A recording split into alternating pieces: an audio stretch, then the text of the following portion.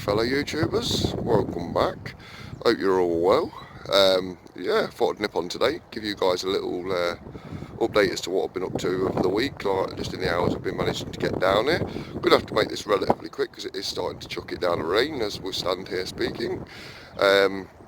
Now, I'll be honest, I've been aerating the garlic because the garlic, to be truthful, was very, very waterlogged to the point where the soil was that flat, so it was just starting to create like a little pond where my garlic are just there. I've also been able to get the flower bed hoed over as well. Now, I'm going to be truthful with them Brussels sprouts. I did take a couple off and I split it in half, and yeah, they're no good, guys. So lesson learned, first time I've ever grown them. Next year I'll be staking them so they're not so rocked. Yeah, I mean that's obviously what the problem is, that they've rocked. You can tell by how they're leaning as well. But yeah, so it's all looking really, really healthy. I'm going to get some feed on here, hopefully give me Sweet Williams a nice boost again this year, and put some grow stuff down that I managed to pick up quite cheap. But yeah, it's looking really, really good and fresh. Weatherstone needs a little lick of paint and a little bit of repairing. But hey, that's just a minor job. But yeah, I'll just give you a little tour of what's been going on like. But it is mainly hoeing, guys, just getting obviously the beds done. So obviously, as you know, I did this garlic bed yesterday and the other day, and the flower bed and that yesterday.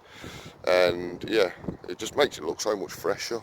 Managed to get my raised beds done just here. I've not done the other ones going further back yet, but I'm working my way back. This used to have soil in it, but I ended up digging all the soil out, filling in the holes at the bottom and using it as a water storage, because I'm one of them people that, yeah, I think water storage on an allotment is key. You know, because I've had days down here where I've been trying to water my own plot as well as water other people's plots. And to be truthful, it's been a nightmare, because with the little troughs that we have on site, which you can see just there on the end of that plot there, you can see it just there.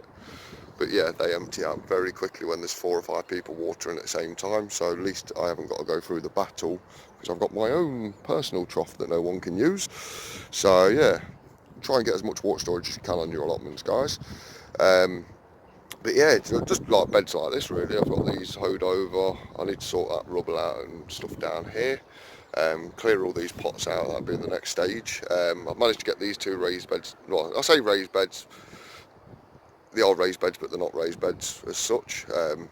Yeah, I know it's a very arguable debate, but I'm just going to call them raised beds for the purpose of the video. I've managed to get them 2 done. I've got to do the other ones. The reason I've not done this one here is because I have got to dig that out a little bit and pile it into the middle and go round and DPC all the way around the edge of this bed. Now, if people are wondering, obviously for the newcomers, when it comes down to my beds, obviously as you guys see, you can see all the black lining down. Now, yeah, that was a sheet all the way across under these beds as well. But what I actually did was used another bit of decking on the inside of the bed, and enough that I could fold it over and staple it to the inside of the bed. Then what I've done then is then gone round it like I have with this one, and obviously used a DPC, which is a damp proof course. You can pick the rolls up for about £3 something from like your local plumber's merchant, or you know, somewhere like that. But you can tell by looking at that one's all lined off with DPC. But what I am going to be doing this year, guys, I realised I'd made an error on with the DPC, was that I put the DPC there to protect the wood from moisture. Now the problem is, because I've ran it there, the water can still get down the back. So what I'm going to be doing this year is getting a thinner version of the DPC and overlapping it over the top of that. So if any water does sit on the top here, it's not going to roll in between. So that will secure them off a lot more, if that makes sense to you guys. So yeah, these beds do have full spades depth. You know, it's not just what you see on the side. I just thought I'd mention that for the newcomers, because I know some people, you know, may have seen pictures from back a little while ago when I think it was them 2, and that one was just black lined all the way through. But that is what I do. I do cut out the black lining, staple it to the inside of my bed, because it almost acts, when you've got your stone on and you've got the lining going underneath and stapled to the inside of the bed, it almost holds the bed in place as well. So it's an extra support system as such to keep the bed where you want it. Obviously your stakes do that mainly, but yeah, I just thought I'd mention that for the newcomers, because some people might look at it and go, oh, I wonder how it's done them. There is videos going back, but I wouldn't expect you to back that far and look for all my videos to find that one of me making the raised beds. But yeah, I've got me little flower beds hoed over as well, and I made a start on this part of hoeing that, but it is very, very claggy. Now, as you can tell via this and via these two, how flat everything's gone with all the rain we've had.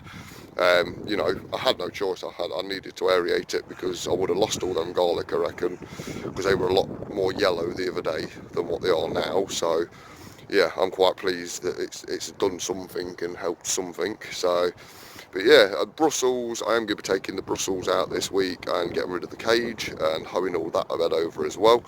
But yeah, I feel like I'm on the ball, guys, to be honest, ready for summer. Obviously, this is just a work in progress, all this, and I'm working my way back. I know I've missed these two beds, but this one's for a reason, and that one's also for a reason at the moment. But yeah, I will be working my way back, knocking that mound of mud down. That's what my potatoes were in, and yeah, having a good tidy up on this end. But yeah, the rhubarb, I can't believe how well's doing as well, because that's really, really coming on. Now, yeah, plenty. This is the one I'll be picking this year. The one that I planted up just around the back of the tunnel where my bike is there. I won't be picking any from that because it'll be the first, you know, because it's new, transplanted. I don't want to create any problems. I want it to establish properly first. I believe you shouldn't actually pick rhubarb the first season round anyway. You should always let it die back in first, and then the following season you can start picking sticks. But yeah, the strawberries, guys, they're looking really, really well. They're last year's that I deflowered. And to be honest, I sat down and thought about it. In actual fact, them ones I am just going to let flower and produce. Yeah, I'm not doing all that. I don't think it's going to make much of a difference, if I'm truthful. But yeah, a little bit of tidying up in here to do. All this, guys, is for the skip, and other bits and bobs is for the skip. Most of this is for the skip that we've got coming very soon. I've managed to get the leek bed cleared out. As you can tell, the fox or something's been on there. And my carrot bed's also done as well. And yeah, it's been, to be honest with you, it's been a successful week or so, to be honest. I'm feeling ahead of my game. I feel like I'm, you know, ready for it, guys, if I'm truthful.